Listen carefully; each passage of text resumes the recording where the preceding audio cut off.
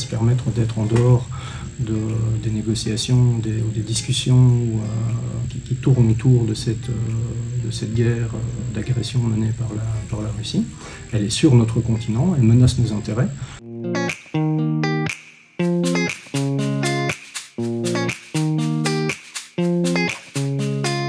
Oui, c'est une grande première. Le corps diplomatique est abasourdi par ce qu'il s'est passé.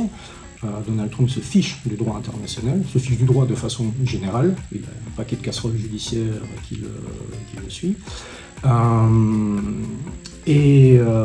Au-delà de cela, Trump était accompagné d'un pitbull, son vice-président, extrêmement agressif. Donald Trump est d'abord quelqu'un de très imprévisible et son imprévisibilité à lui est prévisible pour le coup. Il impose un rapport de force qui est extrêmement brutal. Et voilà, et donc à un moment il faudra sans doute accepter d'être peut-être plus brutal, nous aussi, dans nos rapports de force, ou en tout cas de s'armer en conséquence, de disposer d'une puissance militaire derrière nous qui permet un rapport de force plus équilibré. Donc on voit bien que le cadre de discussion au niveau européen est mouvant, est mal coordonné, est lent.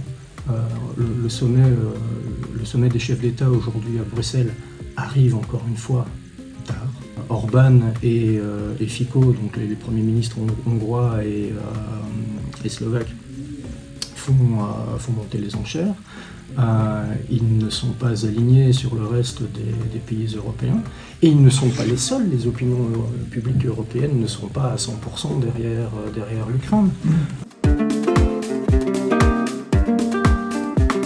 Il y a un ensemble de cadres dans lequel l'Occident, les alliés, en tout cas les alliés historiques de l'Ukraine se parlent.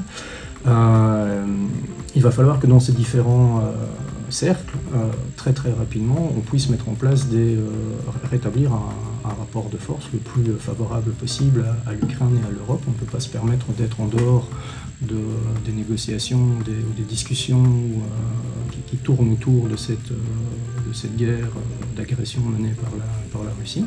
Elle est sur notre continent, elle menace nos intérêts.